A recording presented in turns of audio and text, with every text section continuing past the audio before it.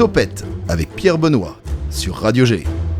Ce soir dans Topette, on revient sur Chant contre Chant, le festival de courts-métrages et de vidéoclips angevin. Désormais, il était poitevin il y a quelques années de ça, mais désormais il devient angevin. C'est du 22 au 24 mars au 4 du côté de Saint-Serge, le quartier Saint-Serge. Yves Maguin, Marc et Jessica étaient venus nous en parler dans l'émission de lundi dernier. Et ce soir, avec nous par téléphone, Véronique Augereau. Bonsoir Véronique. Bonsoir. Présidente du jury pour cette casquette, en tout cas qui nous intéresse ce soir, et accessoirement, entre autres, pour ce qui va parler au grand public, la voix de Marge Simpson. C'est bien ça, hein ? Eh oui, ça parle beaucoup, ça. Bonjour à tous. Bonjour Marge. Angevine de naissance, ça peut-être que même les Angevins et Angevines ne le savent pas. Tu seras avec ton mari, Philippe Pétieux, qui est accessoirement aussi la voix d'Homer Simpson. Ça, c'est pareil, beaucoup de personnes peuvent... Eh oui, le monde est petit. Le monde est petit, dis donc. Qui sera aussi membre du jury pour le festival de courts-métrages et de vidéoclips Chant contre Chant dont on a parlé. Je vous redonnerai les détails tout à l'heure en fin d'émission. Petite question, est-ce qu'on t'a expliqué ton rôle, Véronique, exactement ? Ça va consister en quoi ? Tu dois te préparer, tu as révisé des choses, tu sais qu'est-ce qu'on attend de ta présence ? Alors, on attend surtout de la bienveillance vis-à-vis de tous ces jeunes réalisateurs, réalisatrices qui vont proposer des courts-métrages et des clips vidéo avec musique originale, et j'y tiens particulièrement, lors de ce festival. Donc, il y a plusieurs courts-métrages en compétition. Et j'aurai l'honneur, Yves m'en a fait la demande et j'ai accepté de suite d'être la présidente de ce jury. T'as déjà fait ça ou pas ? Alors j'ai fait partie de jury.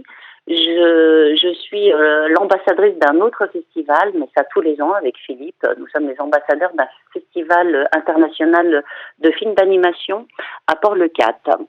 Et ça a lieu fin octobre tous les ans. Et donc je mets en relation et réalisateurs et comédiens qui ont participé au film en compétition avec les organisateurs de ce festival.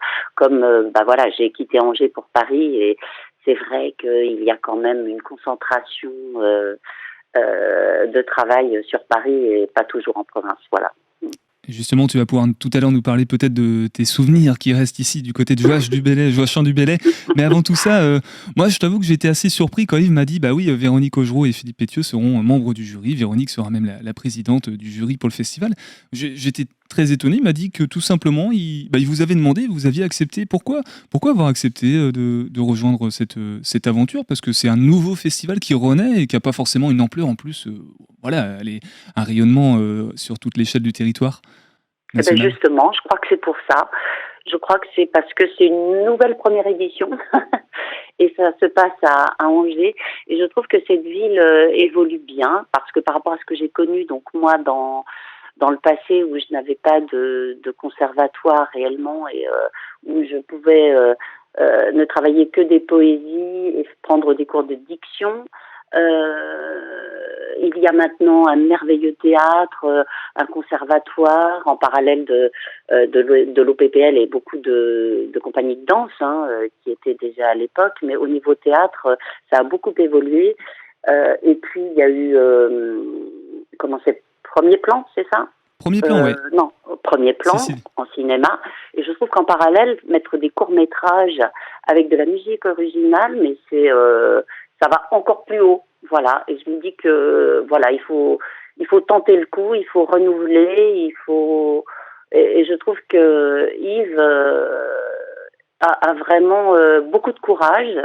Et je voudrais vraiment dire à tous les Angevins, de l'accompagner dans cette nouvelle démarche qui j'espère est prometteuse.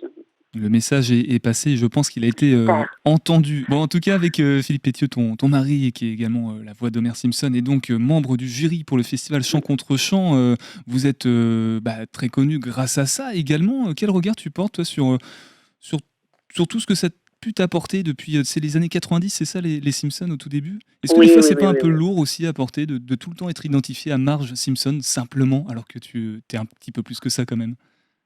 Non, parce que j'ai la chance de faire beaucoup d'autres choses à côté. Parce que les Simpsons, c'est vrai que c'est maintenant culturellement parlant, ça fait partie de la pop culture, c'est énormément connu. Et Et pour nous, pourtant, ça ne représente que 10-12 jours de travail par an, donc on ne pourrait pas faire que ça. Par an? Et oui, je dis bien par an, pour enregistrer une saison, à savoir 22-23 épisodes par an, par saison, donc. Et donc, je suis obligée de travailler à côté, évidemment. Alors, en doublage, je suis connue aussi pour faire la voix de Jamie Lee Curtis, de René Russo, depuis Les Armes Fatales, de Linda Hamilton, depuis le Terminator 2. Enfin, voilà, j'ai une palette quand même extrêmement intéressante. Et puis, je fais beaucoup de documentaires pour des chaînes culturelles comme Arte. Et je fais beaucoup de théâtre aussi, que je n'oublie pas. Encore une fois, on retourne aux sources quand on est comédien. Et là, je présente un seul en scène depuis quelque temps. Je retourne à Avignon avec au mois de juillet. Ça s'appelle Après le chaos. C'est un drame contemporain. Signé Elisabeth Jantet, voilà, on se connaît depuis très longtemps, peu de temps après d'ailleurs mon arrivée à Paris, pour dire que ça fait quand même quelques décennies. Et voilà, et c'est un métier voilà que j'adore et on ne s'ennuie jamais. Pour en revenir aux Simpsons, comme c'est peu de travail par an, mais c'est une récréation pour nous. Évidemment, ça fait 35 ans qu'on fait ça. Au bout de 35 ans, on peut dire oui, vous vous lassez. Pas du tout, pas du tout. On retrouve nos personnages avec plaisir et d'autant plus qu'on les connaît tellement bien qu'on peut encore plus s'amuser avec, vocalement, voilà. Et on est tellement complices avec Philippe que voilà, tout est à notre bénéfice, je dirais. Véronique, peut-être un dernier mot avant de se quitter sur des jeunes personnes qui se lanceraient dans l'audiovisuel, la comédie, tout ce qui est métier un peu artistique, surtout qu'il y a l'IA qui arrive aujourd'hui, qui en force et qui malheureusement risque de prendre beaucoup trop de place à l'avenir. Qu'est-ce que tu leur dirais, toi ? Alors déjà, être très patient, très patient.